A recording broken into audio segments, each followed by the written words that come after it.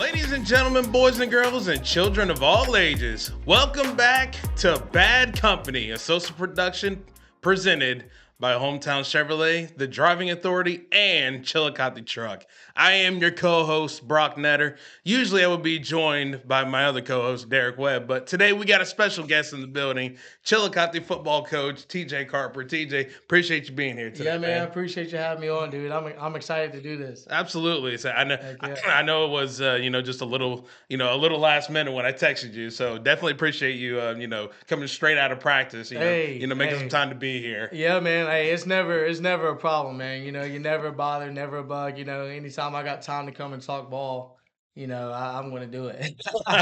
For sure, for sure. So I've had the pleasure of knowing you, ever since you got hired down, down in Vinton County, and hmm just building, building that relationship with you. Yeah, man. Kind of just through the years, the one thing I've noticed is that you are huge on relationships, Yeah, and that is yeah, any place you've been, whether it was Vinton County, whether it was Zanesville, or here at yeah. Chillicothe. I mean, where does just how important is just the aspect of building relationships, and how has just that kind of maybe shaped how you present yourself as a football Yeah, coach. man. I always say, relationships are bigger than the X's and O's. I think I can't remember the coach who said it. It may have been Nick Saban. But I want to be a transformational person. I don't Hmm. want to be a transactional person. I don't want to go into it thinking and the kids thinking like, well, the only thing he wants from me is to do this right. I want them to understand that I'm in it for them. I'm in it for Hmm. the betterment of them as a person. And Hmm. I think just I don't know why I'm that way. I think just coming up and seeing some of my coaches like that were like that with me. Hmm. Coming up through high school, I still talk to my head high school football coach. And I still talk to my college coaches. And it was just a relationship, and I seen how they acted. And then I coached under a guy at Cabell Midland who was like that. So I think I've just been fortunate to be around some really good guys that showed me the right way to do it, Hmm. and that's how I am. But it's a huge part of my coaching journey is to build relationships, and not only with like players, but like with people like you and our administration and the people that work in the schools. And Hmm. like I wake up every morning and I'm happy to go to work. You know what I mean? Like I really am. I'm doing what I love to do. And I think that has a big part in it as well too. Is like, if I'm doing something that I love to do, I want to make sure that everybody else I can be a blessing to everybody else, and to help them Hmm. and with whatever. So I always have a smile on my face. Every time I'm talking ball, it doesn't matter. I'm smiling about it. And anytime I get a chance to talk about my kids and my guys that Uh, are grinding with, I'm happy about it. But I think just those relationships, man, are super important. Just to um, get the most out of a person or out of a kid. If they trust you, mm, then they're going to do everything they can for you. And I'm 110% on that, and I tell my coaches that, and I let them know, like if they're not a relationship kind of coach, you can't coach here with us. mm, Like that's the standard. Relationships first. So we all get in the band app, and we got different groups in the band app. The coaches got to reach out to their kids and talk to their kids and message them and make sure that they're everything is going good and and just taking care of them. And it's a hard world that we live in. A lot of them don't go home to nothing. They mhm, don't go home to relationships. They don't go home to people that actually care about them or love them. A lot of times they're just going home and there's nothing on the table, don't have clothes. So I'm here for it all. And we do help with mhm. everything. So Say, but we're gonna jump back, into the coaching side of things, but kind of just I know you, fairly well, but just for the viewers who don't know you, you've been in football your entire life, yeah, like yeah, you've played it, probably ever since you were 4 or 5 years yeah. old, and football's just been such a huge part of you. You turned, a high school career into, playing, college football, Yeah. at Marshall. So if my memory serves correct, you were a captain also, Yeah, I weren't was a you? That's captain. what I Yep. thought. Yeah, yeah. Yep. You played, at one of the highest levels, Mhm. that you can go to.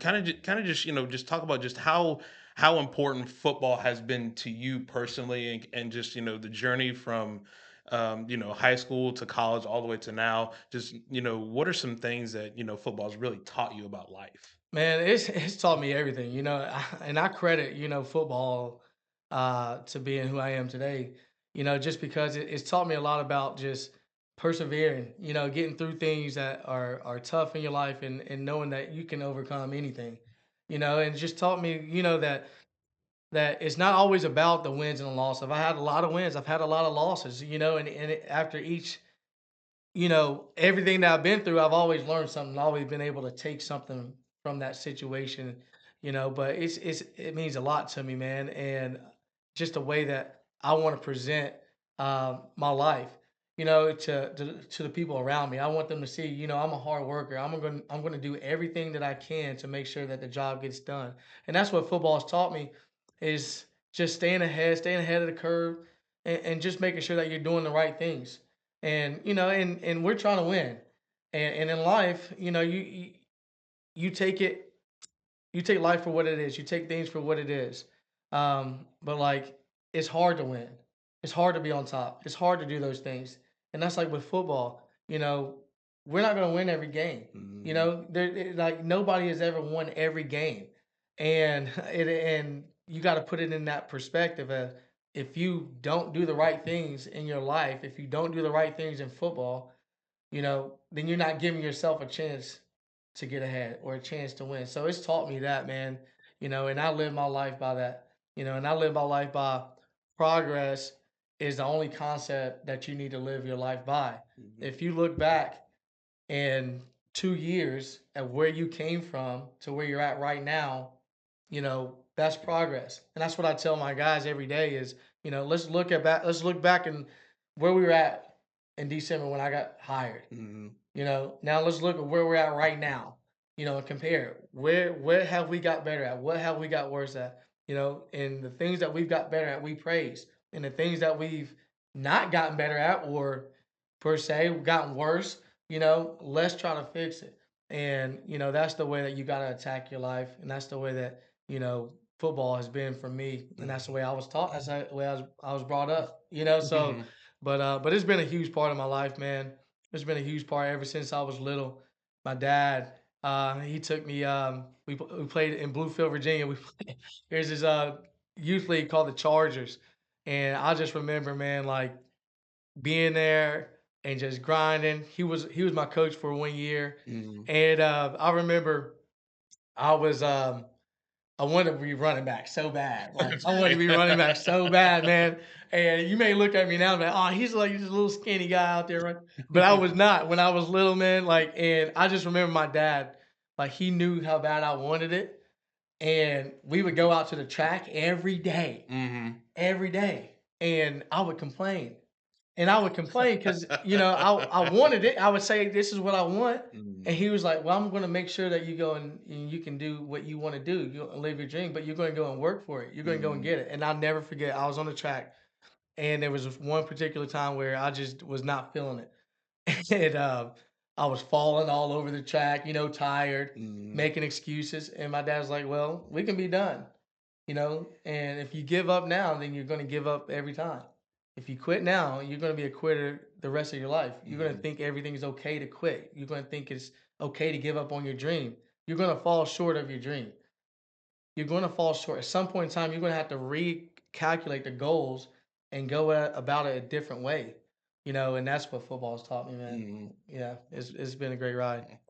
So you initially wanted to be a running back, but you played defensive back in Yeah. college. How how how Yeah. how did that shift happen? And when did that shift happen? Oh man, so that happened in high school. So middle school, oh well, actually all the way up until high school, I was like a defensive end, Uh-huh. just because I was like just a little bit bigger than most kids. But when I got to high school, everybody just started catching up with me, like size wise. That's usually how it So, goes. so everybody started catching up with me. And so, Coach Glenn Carlock, he's a Hall of Fame coach out of Bluefield at Graham High School, from Graham High School in Bluefield, Virginia, and Coach Jones. And they came to me and they was like, man, you're pretty fast. Like you're pretty fast. Let's think about changing your position. Uh-huh. And so I was nervous. I told my dad I wasn't playing football. It's like they're trying to put me at like safety or something. I can't do that. I can't do that. Uh-huh. So I told my dad I'm not playing. And he forced me to play. He's like, you're gonna regret it, man. You're gonna regret not playing. So you're gonna play. So I played. And but they talked me into it. And Coach Jones was a great defensive backs coach. He taught me the ins and out. And there's this guy who I credit a lot to, my high school career, and that's Ahmad Bradshaw. He played at Marshall. One of the reasons why I went to Marshall, honestly, just to kind of, just like he just paved the way for us at Graham. But he won 2 Super Bowls with the New York Giants, and he was just a great player. And I looked up to him. I mimicked my game after him, and he kind of taught me some things, when I was in high school of how to play the position and stuff. And I just every tiny bit of information I latched onto. You know what I mean? Because I felt like if I could do what he does, then I'm gonna make it. You know what I mean? Like I really, because he was doing some great things, man. Like he was like a parade All-American. Like he rushed for like 2,500 yards every year. Had over 100 tackles every year, over 5 interceptions every year. So I made it my point to go out and try to one up him. When it was my time to shine, I was going to one up him, and I did defensively. I did. I think my sophomore year I got to start, and at safety, and I had 150 tackles. I mean, I was downhill. Like I was probably 140 pounds. As a safety. Yeah, downhill. Jeez. Like I think that year I set the school record for tackles, and I also had, I mean, maybe like 9 or 10 interceptions that year too. And then I was first team All State that year. Next year I was first team All State, and then my junior year, or I'm sorry, my senior year, I came into my own and did some things, that I was very proud of. I made the East West All Star game, Okay. which is extremely hard in Virginia. It's kind of like Ohio. Virginia's got like over 600 schools or something like that. So it's hard to make it. Yeah. And when you make it, like you have made it. And I'm playing against guys like Tyrod Taylor, like Cam Chancellor, people like that.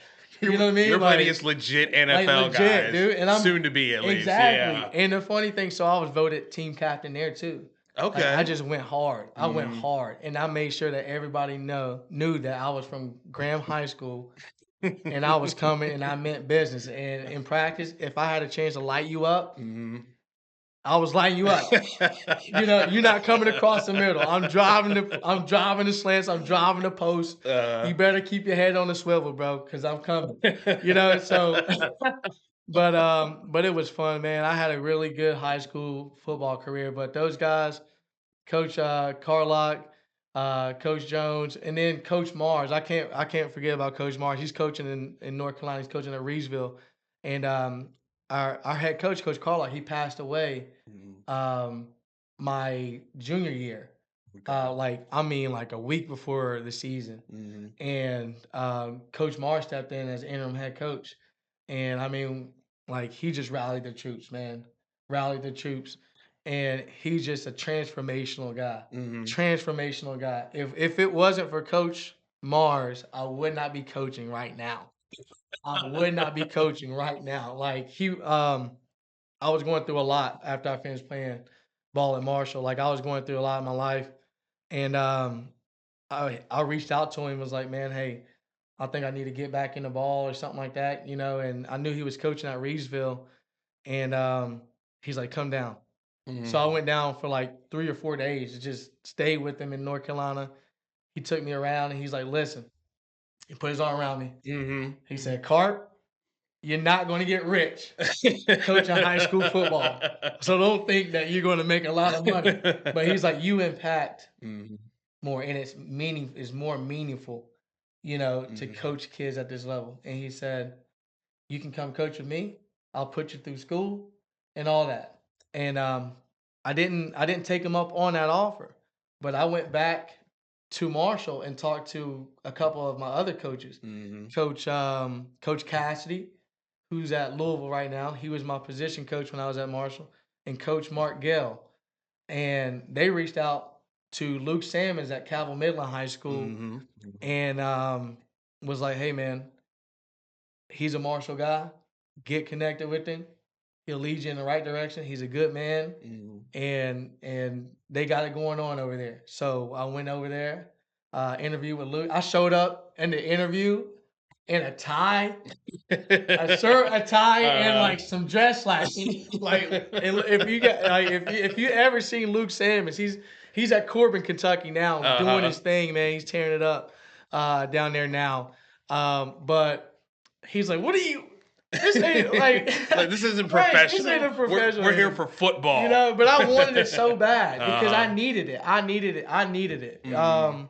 I needed to get back in the ball. I just missed the camaraderie. I missed the structure. I missed that. And growing up as like a young um single male in Huntington, Mhm. it's not a lot, I mean, going for you, like that, I mean, I was 22 years old, just still trying to figure life out.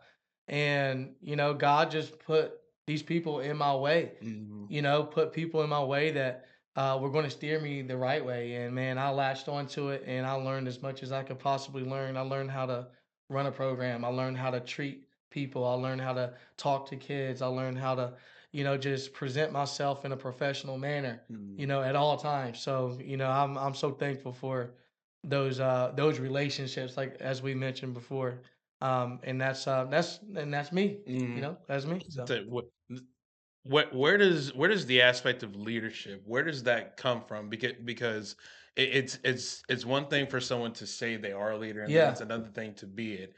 And the level of passion that you have about the game is not just you coaching, it's you leading, yeah, a yeah. group of young men. Where does that leadership come from? Man, that leadership comes. I think for me, it comes from my dad. So my dad's a pastor, Mhm. and he wasn't always a pastor, but I remember when he became a pastor, he just exuded like this presence of, I'm gonna help anybody who I can.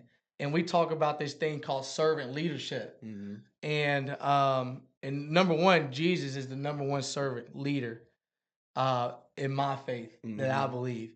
So I'm trying to mimic everything like him.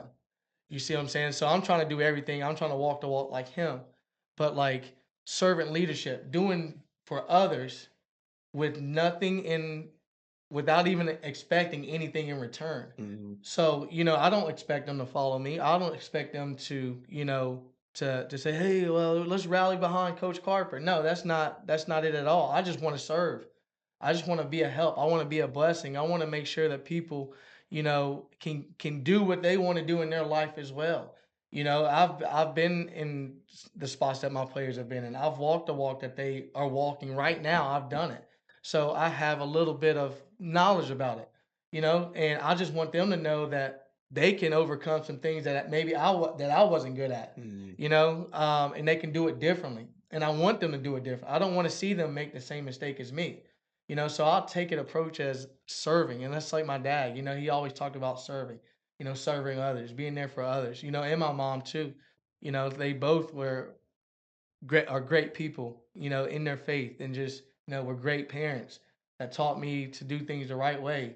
And even if doing the right thing costs you everything, you still got to do it. You know what Mhm. I mean? Like you Yeah. still have to do it. You got to be a person of principle. And I think being a person of principle, people see that and they want to follow and they want to be with me. And it's not, like I said, man, it's not that I'm better than everybody. I don't know everything. I'm never going to know everything, but I'm going to go and learn.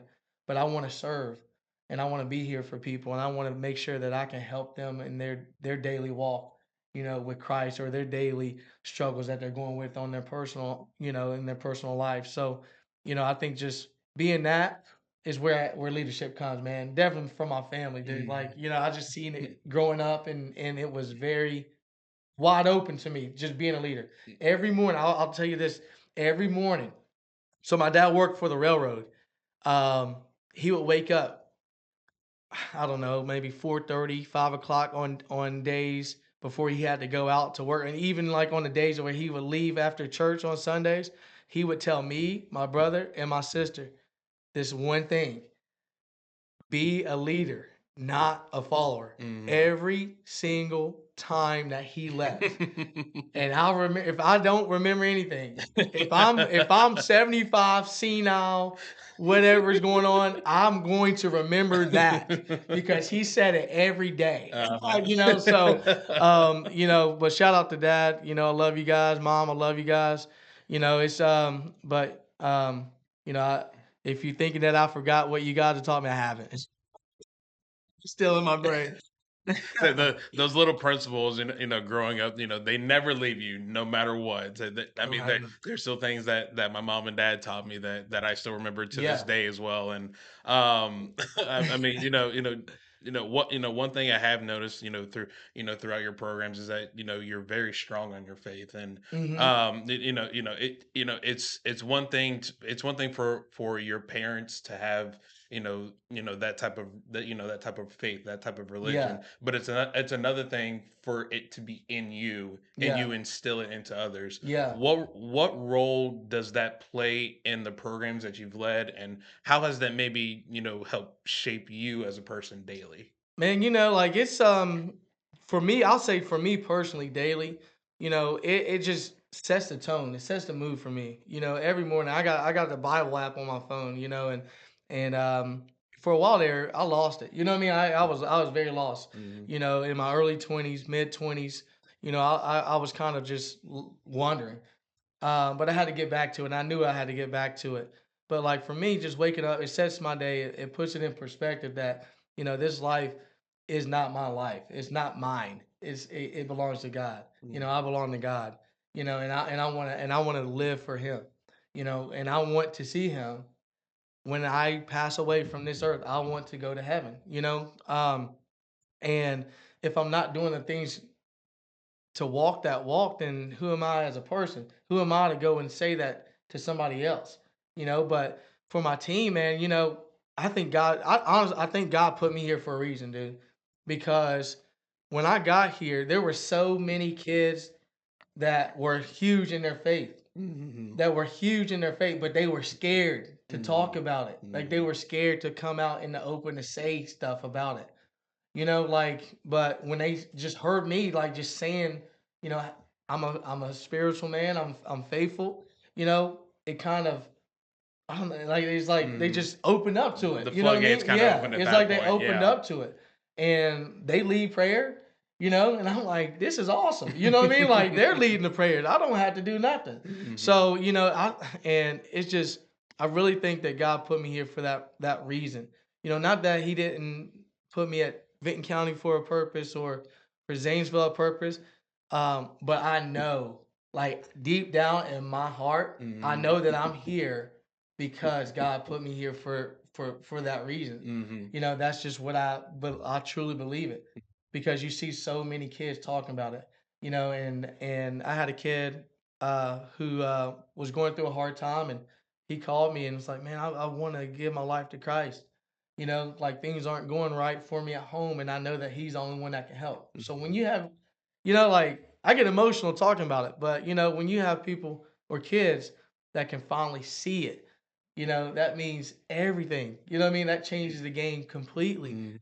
for them, and they become stronger and they can become a better person because now they can move on. Now they can throw that old away. They can get rid of whatever doubt they had. They can get rid of whatever trauma that they have and just give it to God and let Him take care of it. And you start to see a new person. You Mhm. start to see Yep. a new person. And it's been amazing, man. Like this journey's been great. It's been, everything, well, more than what I would have ever expected it to Mhm. be. Mhm. So, what one thing, another thing in your programs is that you've talked about building a family type of atmosphere, and one thing I've heard you tell me before is that I can't preach a family atmosphere if I'm not doing the same thing at home. Yeah, most definitely. And your wife, Caitlin, your kids as Yep. well. I've gotten to talk to them, Yeah. know them a little bit as well. Talk about what they have meant to you, and just the journey that you guys have been on as well. Yeah, yeah, man. They mean everything to me, dude. Like everything. Everything that I do is for God first and then for them. It's for them. We had this conversation a couple months ago, me and Caitlin's like, like I do this for you guys. Like I want my kids to wake up and see me grinding and Mhm, see me trying to accomplish goals that I set for myself and for others because it goes back to that serving. They mhm, got to see you serving. Your kids have got to see you in the position that you want them to see in or that you want them to mimic. So I'm teaching. But it means everything, man. My family's everything. And I wouldn't be here if it wasn't for family. So we moved back because Caitlin's dad had cancer and he passed away. But I wouldn't be here if it wasn't for Rick Owens. I really mhm. wouldn't be. And he was a family man and he took care of everything. Everybody was always at his house. I mean, it wasn't even for holidays. It would be uh, just to go over to Rick's. We're just going over to Rick's to hang out. There'd be like 50 people there. You can mhm, pull up. But, it means everything. And I think seeing how my wife is with her family, she was always connected. Her mom would just come down to Huntington and stay with us for like a week. mhm. You know what I mean? Like, and I seen how important it was for her, and I wanted her to experience that. And I know that her being here, she's happy, Mhm, and I'm happy because I'm with her and I'm with them, my mhm, kids, and but it's super important. And my team has got to see that. mhm, My team has got to see me doing the right things because not a lot of those kids have a strong foundation, that strong family foundation. And that's what I want to show them. And they need to see that. They need to see me, how I interact with my wife, how I interact with my kids, how I do things in that fashion. And then they need to see how they interact with each other because mhm, they're a family too in that locker room. They're a family when they step on the field. They're a family when they're in the school. They're a family even when they're in the street passing. They have to know how to handle situations and how to handle adversity and how to handle conflicts and stuff like that. So I share experiences with my family with them all the time, mhm. because I'm teaching men. I'm teaching these people how to be young men. Yeah. It's just everything, man. But I think that's the number one job for me is to teach these guys that family's everything and how to serve the members of your family Mhm. and to make them into productive young men and one female into being productive citizens in the Mhm, world. mhm. Well, we're gonna transition, just a little bit more to football, but but just the passion that you have, for your faith and for your family, it all translates, onto the field as well, and making that transition from collegiate player to now coaching. Hmm. What was just that transition like? And I mean, how difficult maybe was it at first? It was extremely difficult, man. It was extremely because I'm wanting to play. Uh-huh. You know what I mean? I want to play. So I got a couple of young men who are Mhm, coaching that I've coached in the past, like Brady Waltz. He's an all Ohio safety. mhm. You got Reagan Newsom. He was an all Ohio lineman for me at Benton County. So those two guys are there, coach, and they're bringing their cleats every day. And I was like, man, I remember when I used to do that my first year of coaching. I would bring my cleats and I would get out and I would run routes with them. I would play DB. I'd Mhm. play scout team. I was scout team quarterback. Anytime I had a chance to get out and to prove myself to them, I Yeah. was proving myself. I'm 22 coming out, just like ready to ride. Like, hey, Uh-huh. what's up, coach? Let's go. But I'm out there like I'm ready to ride. Like so. But I think for me, when I first started coaching, I was so gung ho about it. Like I would do all the little extra stuff that none of the other coaches wanted to do. Mhm, Like I would get the kids on Saturdays and we would go through drills just because I was still fresh out of it. Like I was mhm. still wanting to do those things. And that helped Jacob Hendricks be a freaking stud. That Mhm. helped Capert and Humphreys go to. I mean, we had so many kids that went and played, and honestly, personally, I personally think was because of me. I know Luke is a Take your great coach, credit. right? Take your But I credit. was working with those guys every day after practice, Uh-huh. every day. And JJ Roberts, he's at the Tampa Bay Buccaneers right now. Like he will always hit me up, hey coach, you want to work out? We're waking up at 5:30 in the morning going to work out. Mhm. And then after practice, we're working out. After practice, doing drills and stuff. I was just that hungry about it. But I remember one time, and this is like when I said Luke really taught me how to treat kids, how to talk to kids.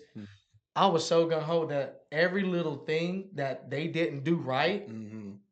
I would get upset about. I would nitpick and nitpick. If they were in scooch technique and they didn't take a 6-inch step in the scooch, Mhm. I was getting mad about it. And like there was sometimes I would be combative at to a point where if it wasn't my way, Mhm. you're not going to play. You're not Yeah. going to. And so I remember Luke, he pulled me into the office. He said, "You're going to lose your kids. You're going to lose their trust." Because they are scared to fail. They're scared to mess up. And when they're scared to mess up, they're going to mess up. Yeah. And when they mess up, they know that you're down their back. And then they're going to quit. And then they're not going to Mhm. come back. And now you just lost a kid. You just ruined their relationship, that you possibly could have had, later on down the road. And then he put it into to perspective as this. He said, some of these kids, they may end up being your boss one day. Or you may Mhm. actually end up needing that kid down the road. Yeah. And I never ever thought about it like that. I just seen myself as being a superior to them. Mhm. And when he put it in that perspective, I was like, wow. And then he's like, think about the people who you used to work for at AT&T. And I thought about it and I was like, man, those guys are like my age. You know what I mean? So, and it could definitely happen. I could definitely be working for somebody Uh-huh. that's younger than me. Uh-huh. You know what I mean? And or I may need their help at some point in time in my life. So, I had to put it in perspective. And after that, it all just cleared up for me. And I still had some tough love and I still treated them, tough at times when they needed it. But that's when I became a transformational coach. Mhm. Was when I was coaching under Lou Simmons. I started building relationships. I started noticing that more kids were wanting to come out. More kids were wanting to play harder for me. Mhm. And then they just want to please you. They just want to make sure that you are happy. That's all they want to do. Yeah. And it doesn't matter about their ability. They could be the worst football player in America. They still are going to do everything That's they can true. to That's make you true. happy. And that might be the best that they can do. So I've learned that if that's the best that you can do, I'm okay with it. Mhm. I can live with your best. I can live with that effort. I can Mhm. live with you being a 5'5" 40 DB. I can live with that. If that's your best, I can live with it, Uh-huh. son. Just give it all. Just give it all you can, man. Mhm. So but yeah, like I really struggled with that at first, because I just wanted to get out and to prove myself, you know what I mean, that I can still do it. Mhm. I think the last time I was really like in it to prove Carte um, tried to challenge me. Oh He tried to god. challenge me in practice the other day. Oh So he lined gosh. up at receiver, and I said, "Listen, I'm D1, bro. I don't know if you want these problems." I said, "You still got a lot to prove, son." So, so he lines up, and I locked him down. And he Uh-huh. said, "Oh, it's just a bad ball. It's just a bad." I said, "No, man. I squeezed you to the sideline. I got you to where you couldn't make the play. So just cut it out." So just cut it, son. So, but no, I still get out there and do a little bit here and there. Mhm. So, oh man, The player really never truly leaves it you never at any leaves. point. No, It it don't. never It leaves. don't. Making that transition, into coaching. You were at Cabell, for a handful of years, Yep. and then the opportunity, arose for you to take over at Benton County. What was that transition like? Not just coming from West Virginia to Ohio, hmm but also going from being one of a position coach to now being the face of the program and being the head Yeah, coach. man. I think I was ready for it. Like I think I was ready for it. I was ready to just prove myself. One because of Luke. Like my first year, I wasn't so big on to the day to day things of what a coach needed to do, or really a head coach. But one thing about Luke was he was going to push you to be the best that you could be, and he was going to hold you accountable for it. And then every day I just would notice like he asked me stuff like or say stuff like when you become a head coach, when you become a head coach, when you get your own program, what are you gonna do? And just like quizzing me on stuff. Mhm. And I was like, is he trying to tell me to leave? Like, do you not I think I asked him one time, do you not want me to coach here anymore? But he just I think he wanted the people around him to be so good that it just made everybody else's job easier. Mm. Definitely would make his job easier. So I just watched him. I watched him. Like I didn't take notes or anything, but I would just notice things and he would give me responsibilities that other coaches didn't have because I wanted it. I wanted more. I was there every day. Mm. If you were to ask him, I think he would say I was probably his right hand man. Because I would just do stuff. I would help him fundraise. I would like go and like collect checks from businesses or go and hand out letters to businesses. When we have player meetings and stuff like that for like discipline or whatever, like I was in those meetings with him. So I just kind of knew what to do. I knew what to expect. Mm. And when I got to Vinton County, it was just like, okay, I'm ready for this. And he said that. He's like, you're ready for it, man. I was nervous. I was like, but he's like, you're ready for it. You're ready for it. You're ready for this moment. So go and do it. And then I think that first year we was what 6-4 or something like Mhm. that. Yep. Made the playoffs, first winning season in um 20 years I Mm. think it was. It had been a while. You know, Yeah, somewhere like that. so and we should have been 7-7 and like 3, but we had a cancellation, or 7-4. We had a cancellation with Megs, and we were going to beat their butts. That's right. I forgot about We were gonna that. beat, I was so ready for that I game. forgot about that cancellation Yeah, game. man, Yeah. I remember that. But yeah, man, like so we would have won 7 games out there that first year. But it was just a great. I just had a great experience at Calvin Midland, man. Just with not just coaching, but just being taught. Mhm. You know what I mean? Just being taught how to do things, and Mhm. that just put me. That just gave me. I don't know, just gave me a head start. Mhm. You know what I mean? Gave me a head start, man. Yeah, yeah. So one of my I don't know if I've ever told you this before, but one of my one of my first memories. You guys had played Union. Yeah, I believe it was your first game. You guys beat them. It was 12-7, and you guys won on a game sealing yeah. interception. River Hayes, Yeah, shout out to yeah, River, I, man. I remember that. But what I really remember had nothing to do with the game. It was Yeah. it was after the game, and and I mean normally teams they line up, say good game, and Uh-huh. you go to your separate huddles. Your guys, after the interception, they were going insane, understandably so, because it was the first time in 8 years up to that point you guys had beaten Unioto. Yep. And I remember I don't remember which player, and I mean I would never give this player away anyway, but one of them took it a little bit too far, Yeah. and you were in I the remember middle of the this. field, Yeah. and instead of having a huge rah speech, a Yeah. huge post game, we did it. I'm so proud of you guys. You ripped into them for 10 straight minutes. I remember the band Yeah. was playing in the background and you were just going off on your Yep. kids, and you're like, that is not how we do things. Yep. We do not celebrate like that. We are a program of class. This is how Yep. we're going to do this. Yep. And that always stuck with me. I'm like, this is the right guy. No Yeah. matter what program he goes to, it's the right guy because he's doing it for the right Yeah. reasons. Yeah. And it's not about the wins and losses. You've always said I want to do things the right The right way, way. no Yes, matter sir. what. Where does just that mantra of doing things the right way, where did that stem from? Man, that stemmed from, just like my parents and the influential people in my life.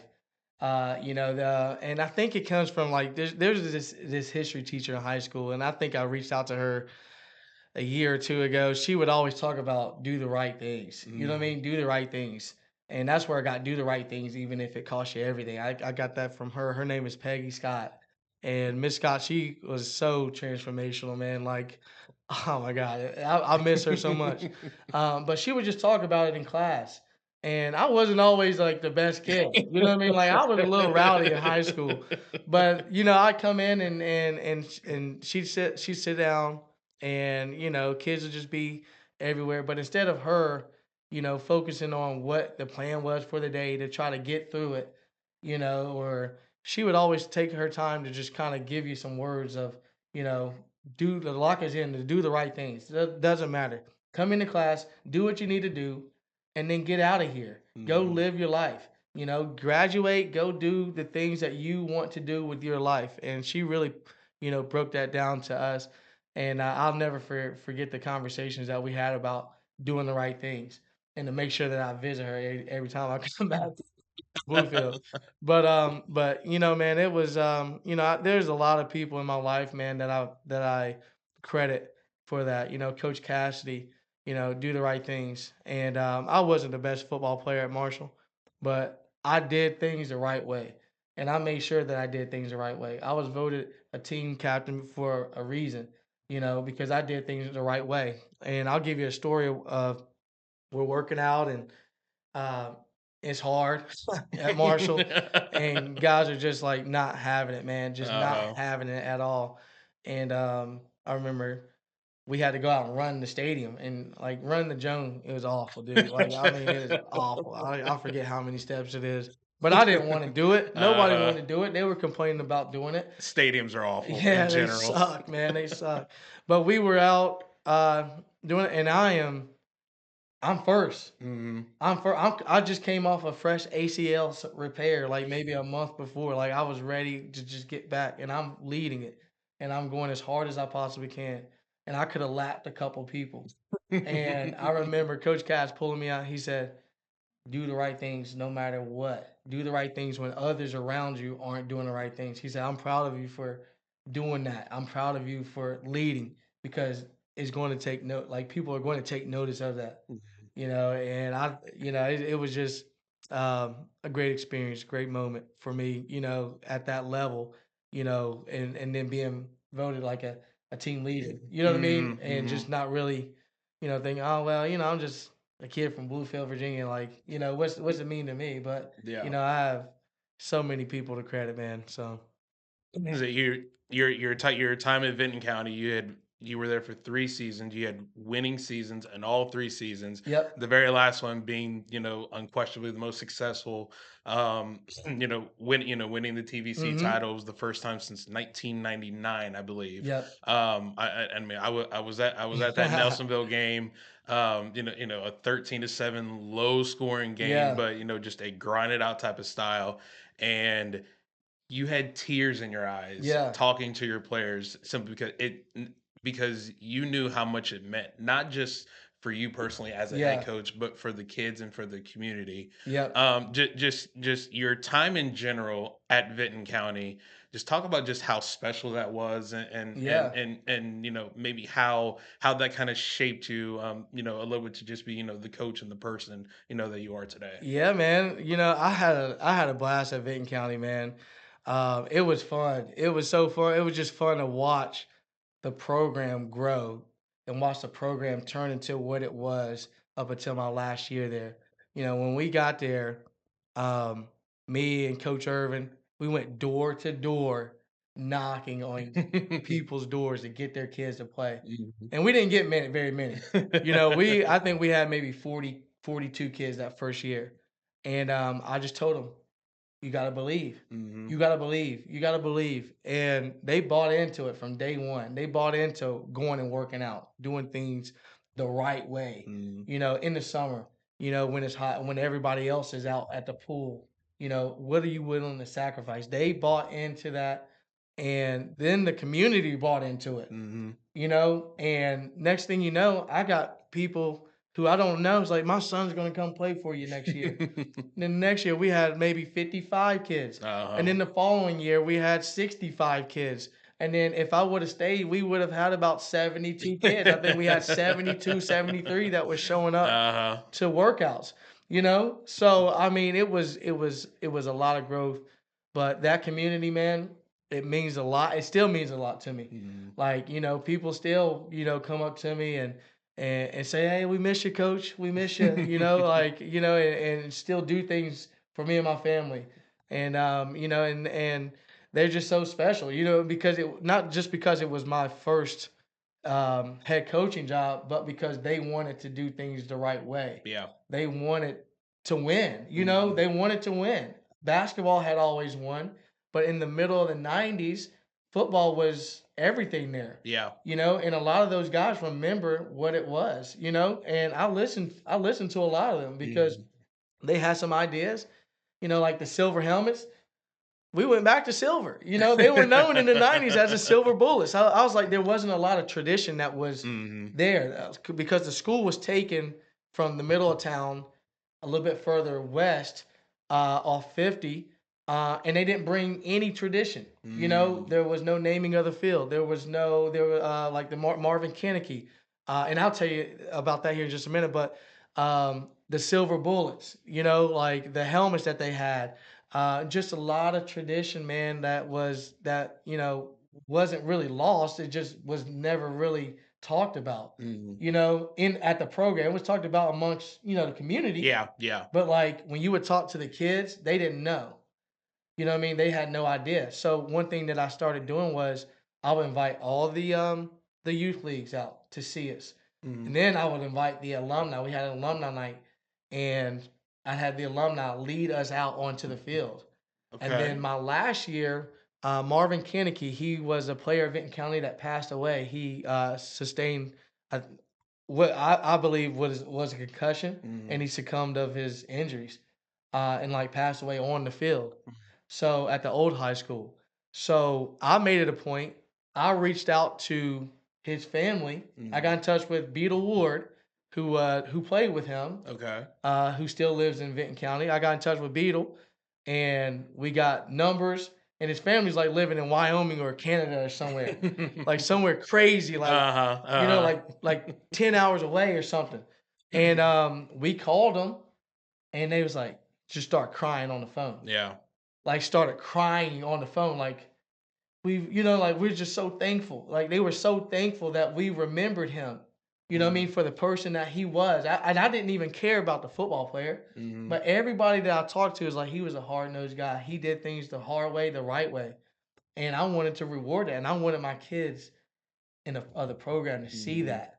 And we invited his family back. They came, ate dinner with me, um, and with the team, and it was just a great night. And so his jersey, like the jersey that they cut off of him on the field, was stitched back together, and it was placed in Mhm. storage. And I don't even know how I got it. I have no idea how I got it, but they found it. They thought it was thrown away, Uh-huh. so they found it and was like, "I don't know what to do with this." And I was like, "I know exactly what to do with it." So we took it and we hung it up. So when you walk into Vinton County High School, you go to the gym right there. They have the trophy case Yeah, with yeah. all of Matt Combs and Nathan, Nathaniel Kites, all their little Uh-huh. TVC records and stuff, right in the middle, and then our football stuff at the bottom there.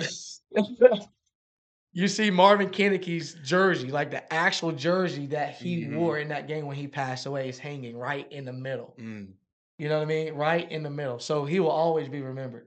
He will always be remembered. And I hope and pray that they continue to do that because it's the Mhm. right thing to do. It's the right thing for the program to do is to remember and honor those that have came before them. And that community, they needed hope. They needed to see that things were possible, that Mhm. their kids could go out and do the things that they knew that they could do. And man, like I get goosebumps talking about it. But they gave me my first opportunity Mm. to be who I am right now, a transformational head football coach. Mm. So I'm thankful for Matt Combs. I'm thankful for Milliken, JJ. Mhm. Shout out to JJ, principal at the time. I'm thankful for Rick Brooks and all those guys that gave me an opportunity to be who I am right now. Mhm. So I'll never forget them. I owe them a lot. Your time at Vinton County turned into you getting the head football, job at Zanesville, Mhm. and it was. correct me if I'm wrong. It's probably the first time in, I'd say, probably a decade that you experienced, not having football success. You didn't have that success on the field. Mhm. Um, and I mean, it was a tough season. You guys went 0-10. Yep. I'm sure that there were, a lot of things, behind the scenes that kind of just led to ultimately just not having the success from a win loss perspective. um just your time in Zanesville, what was that like? And what did that kind of teach you as well? Man, it taught me a lot. It taught me a lot about myself that honestly I didn't know that I had. But um, I love being there. I really did love being there. I love what I do. I love being a football coach. I love being a guy that's going to transform people, into people who they want to become. Like we said, just being a blessing to them. And I wanted to be a blessing to Zanesville. I wanted to go up and do things there that hadn't been done in a couple years. And unfortunately, I didn't get to do those things. But I don't regret going up. I don't regret going 0-10. I don't regret the relationships that I've built. I don't regret, you know, um, the things that I did there Mhm. because it's taught me, and I learned through those moments. But one thing it taught me is just persevering. You know what I mean? Even when things aren't going the right way, you still got to do the right things. You still have to preach that message, of being committed, being accountable, being tough. You gotta do those things over and over because at some point in time you're planting a seed, and at some point in time it's going to get watered and it's Mhm. going to sprout. And once it sprouts, it's going to take off and it's going to grow. So you have to continue to do those things. And even though we wasn't winning games, the message never changed. Mhm. And that's what I learned about myself was I thought that maybe I was just like check out. But honestly, I got hungrier. Mhm. I got more hungrier. And we call it in the teaching world, we call it learned helplessness. Whenever things aren't going right, you quit. And you learn that quitting is always something that is going to be okay and be acceptable, but it didn't. And the coaches that I had there, they preach the same message over and over and over and over. And their time is going to come. Their time is going to come. And as long as those kids continue to listen to what Coach Clapper and Coach Hall and I don't know who else is coaching there, Coach Mhm. Cass, is still there. I think as long as they continue to listen to them, they're going to figure it out. They're Mhm. going to get there, and that's going to be great to watch it happen. And I'm expecting to play them in the playoffs. You know what I mean? Sometime in the near future. Mhm. And I want to see it. I want to see them win. I really do, man, because I built a lot of relationship with the kids there, and it is a tough place to coach, just because you have so much that the kids can get into in the community. So much going on, man, in that community, and it's being rocked. Muskingum County, I think, it's being rocked with poverty. It's being Mhm. overtaken with drugs. It's being overtaken with things that are make it hard to be successful. So if you're successful in Musk Kingdom, you can be successful anywhere. I truly do believe that. Mhm. But for me, it was my family. The reason that I left, I'm not getting home on practice when we have practice. I mean, we get out of school a little bit early, but I'm going to hang around. I'm going to do things the right way. I'm going to make sure things are put up. I'm going to make sure that I'm the last person to leave. So I'm not getting home until 10 o'clock at Mhm. night. And I look at my kids and I don't even see them when they go to bed. I don't even see them when I wake up. The plan was to move, but like it was just so hard during that time. I was like, man, I'm failing as a dad. I'm failing as a husband. And for those that don't know, my wife is a head volleyball coach. And even right now, it's hard that we see each other. We don't see each other until maybe 9 o'clock at night, some nights when she has practice late. And I don't get to see the kids unless they come to practice here or whatever. Um, but getting home late is hard. And Mhm. then just seeing my wife struggle with the day-to-day things with the kids, seeing my wife struggle with, coaching on top of that and being a intervention specialist on top of that. Like it's hard, man. It's Yeah, really yeah. hard to see your family struggle. And and I got to thinking, maybe I was selfish to take it. Maybe I was selfish in my personal life to take it because I looked at it as a challenge. I looked at it as I can go and I can get Zanesville turned around. I can go and give that community something that they haven't had in a long time. Mm, And I wanted that. I wanted that pressure. I wanted that pressure. And but my family, just wasn't ready for that pressure that I was putting them on. mm. My wife was considering quitting coaching to come and no. No, you know what I mean? No, don't give uh, up on what you feel is right for yourself. I don't want you to do that because, I did something. I want to serve. I want to serve her. I want to serve my kids. I want to serve my family. And for everybody that's listening, keep your family at the forefront of all your decisions. Keep them at the forefront, and you'll never go wrong. Even if it's something that doesn't work out or pan out, man, I mean, it's always going to be the right decision in that moment. Then you can look back and reflect on it. mm, Then you can look back and say, well, maybe I need to do this a little bit better. Maybe I need to switch it up, or try something else. But you'll never be wrong, man, if you put God first and put your family first, and I did it. I mm. didn't put them first in that decision, and I'm sorry. I'll be the first one to say it. Like I'm sorry to my family, and I don't think I've ever said that publicly. But we talked about it. Behind closed doors, but you know, um, just a decision that I struggle with, and now I was like I told Caitlin, I said, I want to be here for you guys, and if coaching allows me to do that, so be it. If I don't have to coach to do it, then so be it. But I want to be there for them first. Mm.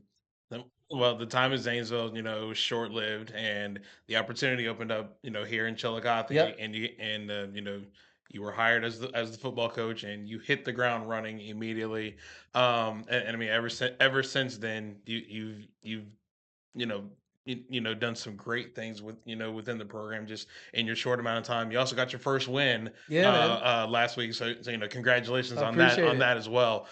Just the short amount of time that you've been with the football program, that you've been with the kids, and just in the community, what has just this time been like for you? Man, it's been great, dude. Like it's been really great. The community is like openly just open with open arms, Mhm. just accepted me and my family, and I can't thank them enough for that. That's all they had to do, just make sure that they're great to my family, great to my wife, great to my kids, and love those guys up. They mean the most. But it's been amazing, man. And like I said earlier, I think God put me here for the kids, to kind of lead them, into doing things right in their life. But the kids are amazing kids. They want to work hard. I think I told somebody the other day, I remember when I got here, like they wanted me to start workouts that day.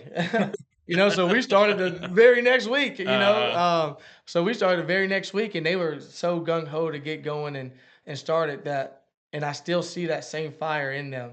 Like I have kids that text me or message me. It's like, hey, coach, can you open the field house today? I want to go and work out. Hey, coach, can we get on the field today? It's on Sunday. mhm. I'm like, yeah, man, let's go. You know what I mean? Like, let's go. I'll open it up for you. I'll let you go over there, and uh and we'll get some extra work in. Like Kayvon, Carte, all those guys, man, Truitt. All those guys, all the kids are great kids, and they want it, and they soak up the information. Like we had a discussion today. It's like when a man is talking to you, you look them in the eye, mhm. and they were all staring at me. Like, just like, and I was saying stuff, and uh like you see them, like, like older people, they'll shake their head like they don't understand what you mean. And I'm looking, and a kid understands when he got that look in his eye, and he's looking at, and he's like, so I looked out to see who was actually taking it in, and just kind of not just, yeah, and when yeah, you're out of yeah. it.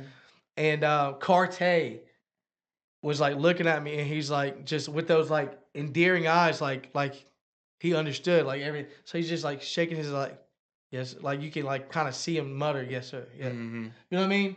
And that's and all the kids Yeah. like that.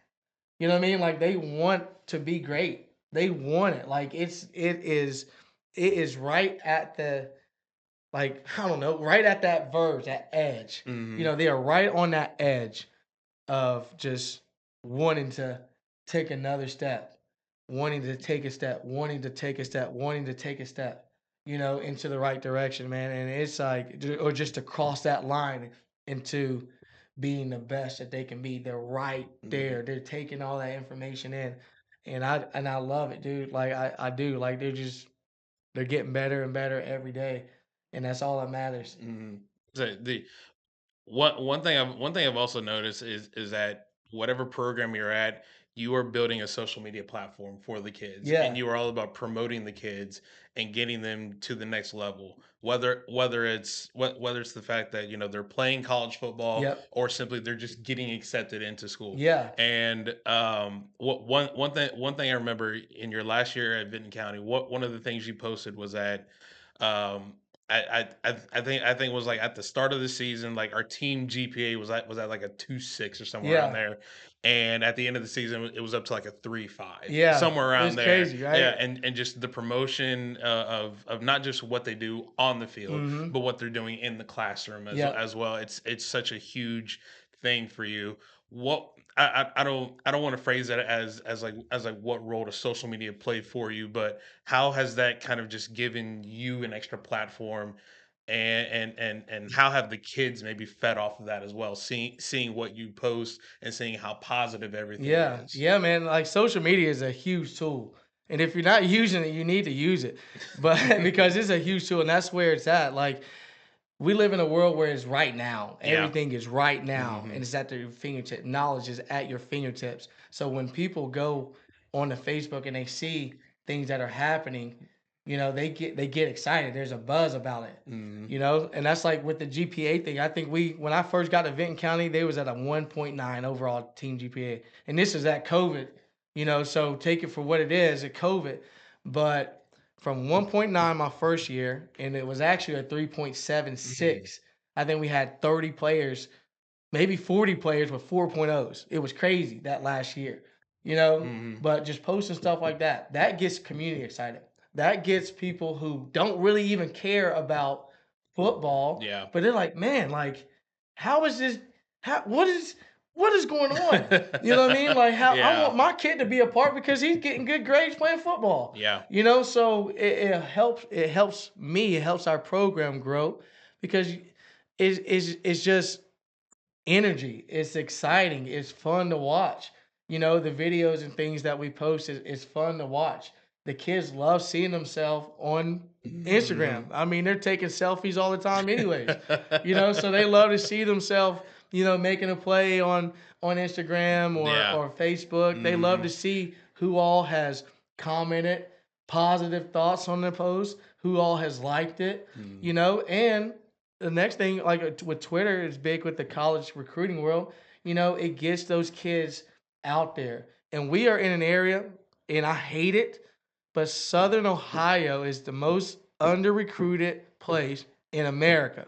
I totally believe it because we got guys here that can do things, and I want to promote it. And that's like, I think I've helped even other kids, go to college that didn't even play for me. Hmm. Like I'll give one right now. I know he doesn't mind me saying his name. He's graduated, but Vic Hitchens, like he played at Chillicothe last year, and he was very undecided about what he wanted to do with his career. So Hmm. he kind of just didn't want to go and play at the end of his. But he reached out to me. It's like, hey, coach, I think I'm ready to go play football right now. And so he hit me up, and I got a couple connections. Hmm. I call up Coach Lee at Central State. Hey, coach, I got a kid from Chillicothe. I didn't coach him, but he's a great kid, great person. He's going in the military. He wants to Hmm. come and enroll in JRTC and play football. Coach Lee's like, I got you, man. So Vic he'll be walking on in the middle of spring this year, and I'm so happy for him. He messages me every other day on Facebook. Hey, coach, I'm excited to get going. I'm excited. I talked to his Uh, mom the other day, and his mom was so excited too. But man, like social media is such a huge platform, man, for just the growth of your program and to promote your kids. Because if they're not being pushed out, and that's Mhm. why I appreciate everything that you guys do, because it gets people to watch. It gets Mhm. people to notice. It gets that. So I could take a game from Sosa and send it to coach. It's like, hey, check this kid out. Check the kid out in the middle of the game. You know what I mean? Uh-huh. You don't have to just watch his highlight. Here's the game. So and they're on YouTube and they're so accessible to get to. Mhm. It makes it easy. So social media, man, it's where it's at. It's not going anywhere. It's only going to get bigger. And there's so many more platforms out there now that people can use to promote themselves, Mhm. and the kids can use to promote themselves. So everything that I do, I try to tag them in it to make sure that they can see it, and then go out and share it, and then they can share it with the coach. They can share it with the family member. They can share it with other kids, and other kids see that and like, man, that highlight video was pretty dope, man. Like Uh-huh. that makes me want to go play. They got fireworks. They got flame projectors at the game. They got flame projectors at their game when they run out of the tunnel. Like, who else is doing that around here? Uh-huh. Yep. So we got fireworks every time we score. Who else is doing that? Nobody. We're doing it at Chili. But when they see that stuff on social media, man, it makes them excited and it Mhm. gets them pumped up, man. So it's just something that I love to do. And I make all the graphics, by the way. So I made all of them, and Mhm. it takes me a little bit of more time. It adds a little bit onto what I do as a teacher, as a coach, as a dad, as a husband. But it's important to me. It's important to the kids. They want to be pushed, Mhm. so I'm going to push them out. I'm going to Yeah. help them. Yeah. So in growing all of these things, within the programs, what have just been some of your core principles Hmm. that you have really stuck to that have kind of helped shape who you are as a coach? Man, going back to when I was coaching at Capital Midland, Luke, he always talked about accountability and commitment and being tough. And if you can be accountable and you can be committed, then you're being tough, because that's what the world is lacking today. It's lacking a lot of accountability. Mm. It's lacking a lot of commitment. People don't want to get up and do the things that are required of them to do to live their daily lives. And it throws it into, a whole nother whatever philosophy, my philosophy on it, but we can get into that another time. But I truly believe that if you're accountable and you can wake up every day and hold yourself to a high standard, and if you're committed to doing that every single day, then you're going to be tough. And the world lacks tough people, tough-minded people. Mm. Tough-minded people. There's a lot of people that can go out and lift weights and go out and run and go out and fight and stuff like that. But are they really holding themselves accountable every day to do the right things? Mhm. Are they committed to doing it every single day? And we talk about overcoming adversity a lot. Mm. And the only way to overcome adversity is doing the little tiny things in your life over and over and over and over until it becomes a habit. So when you are faced with a life situation that you may not be prepared for, you've done everything in a systematic way over and over and over and over again. So it's minor. Mhm. It's so small. That's it. That giant can be defeated because you're trained for that. You're built for that. I talked to Andrew Hammond the other day, and I told him you're ready for this. And I told his mom and dad. I said he's ready for this. Mhm. He's ready. He got injured, but he was ready for that moment because he's a kid that does everything the right way over and over and over and over and over and over. Yeah. It doesn't mean that you're not going to feel bad about the situation, but he's doing everything that he can to be the best person that he can in a adverse moment in his life. And I think the world of him because I like it. A lot of kids get injured, and with Andrew, he was having a great year, dude. Like a great year to start off. If he wouldn't have got hurt, he probably would have threw for like 350 Mm. against London. Against Yeah, that's London, true. he That's threw in true. the second quarter. He had 175 passing yards. So I mean, like it was great to see, but I know that he will be great. Mhm. And we also talk about an adverse moment can come whenever you're blessed with that opportunity. Like you can be blessed with an opportunity and that still become an adverse moment because you may not be ready for that moment in your Mhm. life. But when the opportunity comes, you still have to do the right things even when you get what you wanted. So It's, speaking of Andrew, he's your junior quarterback. This team, there's a lot of youth Mm-hmm. You talk about Andrew Carte, being just a sophomore. There's a lot of Connor Rutherford, who we had talked about a while ago. He's a junior on this Yep. team. There's so much youthful talent, and I mean they have so much room to grow, and they're just going to Yeah. continue growing as well.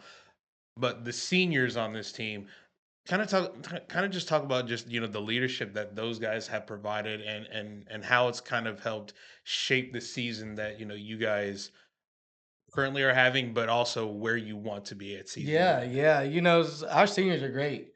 Our seniors are great.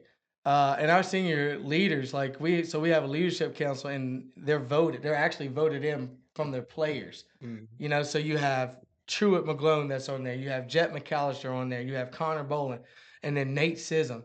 Those are our four senior captains, and those guys they are on it. They're on it, and sometimes you do have to put it to perspective for them and bring it down to their level, so that way they understand how to lead Mhm. and to do things the right way. But those guys, like our seniors, all of our seniors have stepped up to the plate, man, and just have embraced the mentality of work, the mentality of being accountable and being committed. I look up and I don't think we had. I think all of our seniors were at every workout that we had over the summer. Mhm. And that shows the others how to lead. So leaders show others how to lead. They teach others how to lead, and they have to pass the torch. They have to pass the torch, and that's what they're doing. They're teaching the others how to be those guys, how to be a leader, how to do things in the correct manner, how to carry yourself, when you're out in public, how to carry yourself on the field, how you carry yourself in school. They're teaching them how to do those things, whether they want to do it or not. They're going to lead somebody in a positive direction or a negative direction, Mhm. just based off of what they do. So they come in and they know that and they understand that. That's communicated with them every day. Every day. I always talk about that. So they understand and they're embracing that. Only just a couple more questions, and then we'll wrap this up. You guys currently sit at 1-2 on the year. Mhm. By the way, for those of you who don't know, it's currently Wednesday. We're taping this on a Wednesday. You're currently 1-2 on the year, heading into Friday's game against Yep. Portsmouth West. Followed by a game against Wilmington before you open conference play. What are maybe just a couple areas that you guys just continue to stress every day in practice for these last two non-conference games to potentially go into league play being 3-2. Man, things that we really stress, man, is protecting the football and taking the football away on defense. Like those that's been the number one thing, man. If we can take care of the football and you can put yourself in some pretty good positions. Take care of that. Defensively, we want to fly to the ball. We want to create as many turnovers as we can or takeaways that we possibly can. And just being aggressive, man. But for me, and the kids will tell you this, like even Carte and Andrew and all those guys, I put our linemen on a pedestal at times. And then at times, I gotta give them some tough love because they Mhm, are the true servant leaders of our team. They're the true leaders of our team. It does not happen without those guys. mhm, So we put stress on it. We put stress, we focus on it every day. Every day, every individual period, I try to get down and do something with or watch them or whatever, whether it's on film or whatever. I'm texting Coach Belt like, hey man, like what do you think we got to do? Or Coach Fry, our O line coach who mhm, came from Vinton County, it's like, what do you think about this kid? What about this kid? Just trying to find ways to get more guys out on the field and things like that, especially in those lineman position. mhm, But we put a huge emphasis on the linemen and them knowing what to do, having mhm. limited mental mistakes. Can you perform when you're tired? And not perform as in getting the right block, because the kid's going to give effort, Yeah. but performing meaning that you know what to do when you're tired, know what to do or to expect here in this situation. And then the next thing is situational football, which our offensive coordinator and defensive coordinator do a freaking phenomenal job at. teaching situational football, man. Like we never line up in the middle of the field in practice. We're always on the hash or in the middle, like left middle or right middle. Mhm. And then third down, fourth downs, goal line situations, short yard situations. Because high school football, man, kids don't know a lot. You know what I mean? Like I told one coach, I think Coach Banstra, he great guy, great. He was my OC at Zanesville, but he talked about we need a 101 football 101 class, just to teach the basics of football. You know what I mean, to these kids because they don't watch it anymore, man. They don't watch the games. They don't even go out and play backyard football. So some of this stuff is just like Mhm. a foreign language to them. You know what I mean? You're talking about Apex a linebacker or Apex the two receivers right here. They're like, what is Apex, coach? Uh-huh. Split the middle. That's what it means.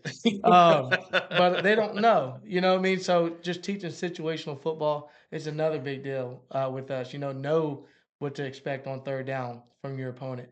Know the down and distance. Know where you're at on the field. So those are things that we stress a lot of in practice, and I'm starting to see a lot of growth in that. First week, it really wasn't a lot like that I seen growth wise, but now it's just like it just clicked. Mhm. You know what I mean? Like last game, it just clicked. Like the kids are like, well, it's third and tens. Hey, they're going to the sticks. Guard the sticks. I heard Carter Williams. He's like, it's third and 10. They're going to sticks. They're going to sticks. They're going to sticks. So just know that he had two interceptions. Yeah. You know what I mean? So it's paying off. Um, It's paying off, man. And I mean it's just coaching them up on the little tiny details, man. The mhm. little tiny things matter the most. So, final question for you.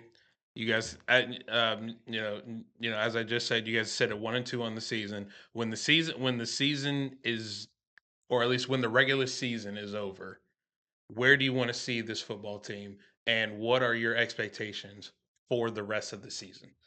I'm hoping to be 8-2.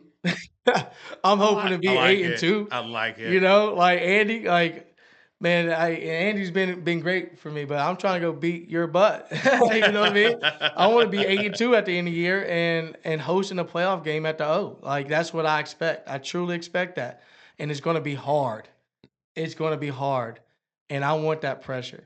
And I want our team to have that pressure. And I think they're ready for that pressure. I think, the past couple of seasons haven't been what they expected it to be or wanted it to be. But that has just molded them. And they're young. They were young last year. They're young this year. We can't continue to be young. We can't. We can't continue to be a young team. We got to grow up at some point. And the only way to grow up is to have pressure and then to perform under that pressure. Diamonds aren't made from like diamonds. Yeah. Diamonds are made from coal that was put under a lot of dirt, and there's been Mhm. a lot of dirt at Chillicothe here in the past couple of seasons, you know, and then it builds pressure, Mhm. and that pressure turns it into a diamond, and that's where we're sitting right now. That's where we're at right now. I think I do a lot of I'm really big in history. Like I'm really big in like football history. Mhm. So I looked up Bloom Carroll um, prior to um, Bart getting there, Okay. and they were awful, man, awful. And Bart got there, and they wasn't great. They wasn't great his first Mm. year or Yeah. two, Yeah. but they continuously got better, and they got better, and they got better, and they got better. They had dirt that was thrown on top, dirt that was thrown on top for years, and then all it took was just a little bit more pressure, Mhm. and higher, and the expectation was rose. And when the expectation was rose, and the kids knew that they could achieve each of the goals and achieve or reach that bar, then the next thing you know, state championship appearance. True. The expectation has got to be set high for your kids to live up to it. It's Mhm. not doesn't mean that it's so high that they can't get it because we got to have checkpoints. We got to have goals to meet, and we meet those goals. And you celebrate every time you meet that goal. You celebrate. You celebrate it, you give them praise, you thank them, and then the next thing you know, they're setting the bar themselves. And Mhm. we don't have to set the bar because they continue to push it. You see? Yep. So, Yep. so I firmly believe that, setting the expectations high and letting your kids live up to it, but giving them goals to meet along the way Mhm. are is what's needed, you know. Chillicothe in the playoffs, hopefully hosting a playoff game Yes, as well sir. at the, Yes, sir.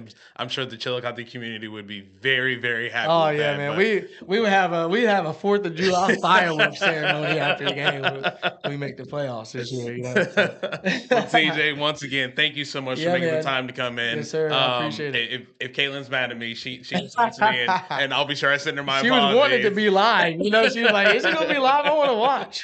So It'll come out. It'll come out in a day or two. yeah, man. I'm excited. I'm excited for it, well, man. thank you so much for Yes, joining us. sir. Best of luck the rest of the Thank season you. as Thank well. you. Thank you so much, everyone, for tuning in to this wonderful episode of Bad Company alongside Chillicothe football coach TJ Carper.